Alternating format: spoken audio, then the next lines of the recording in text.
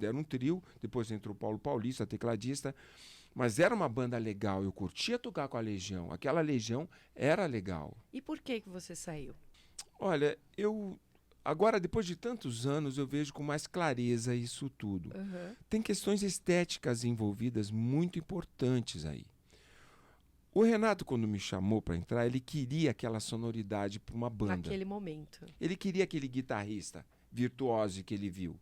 Não que eu fosse virtuoso. Eles me chamam de virtuoso, mas eu nunca achei isso. Entendeu? É porque eu fazia escala pentatônica em 5 digitações na guitarra, sendo que aprendi isso sozinho, entendeu? Na época não tinha professor de guitarra, né? Enfim. Uma coisa mais metal até do que o próprio... Do que você via de rock pra época, né? Mas assim, o que eu fazia era explorar o braço da guitarra. Na era o mínimo. verdade, Independente da estética, né? na verdade, esse virtuosismo do Cadu era um virtuosismo em comparação ao que os outros tocavam Faziam. naquela época. Exato. Então, Entendeu? ele queria, quando ele me chamou, Rompeu um ele padrão. queria essa sonoridade pra banda, né?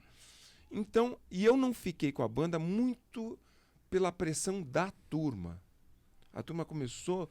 Eu me lembro que o primeiro show que a gente fez em Patos de Minas, quando a gente voltou de ônibus, me lembro do Felipe Seabra e da galera da plebe no meu ouvido falando, cara, Led Zeppelin não tá com nada. Ô, louco!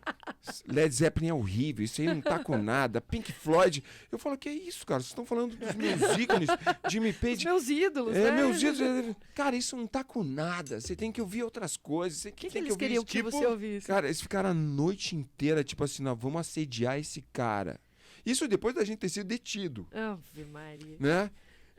Já foi naquele momento de reflexão que vocês tiveram dentro da penitenciária. E o Renato, e eu me lembro que o Renato segurando o travesseiro, que ele viajava de travesseiro, vai entender, tem gente que viaja com travesseiro. E ele ficava olhando assim, aquela cara dele, assim, olhando, tipo, o Paraná tá sendo assediado, mas eu vou dormir, né?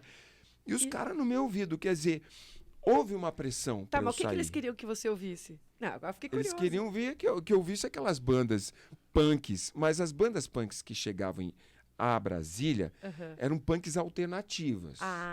Que vinham da Alemanha, que Era vinham mais de outro... underground, assim. Nossa, É era o punk uma... do punk. Era o punk do punk. E eu ouvia aquilo, tinha uma coisa com eletrônica também, com rock and roll eletrônico.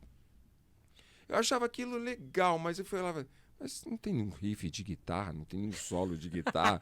Aquilo tudo era meio estranho, era o contraste do que eu estava acostumado a ouvir. Porque ao mesmo tempo que eu ouvia isso, eu ouvia também Hermeto Pascoal, ouvia Gilberto Gismonti, porque eu tinha esse outro lado da minha família, minha mãe pianista e tal. Então tudo isso contrastava, sabe? Então era muito, a pressão da turma era muito forte nesse sentido. Eu já não estava achando que aquele ambiente fosse para mim, mas com 16 anos, você não tem essa visão que eu estou tendo agora, explicando para você, Lana.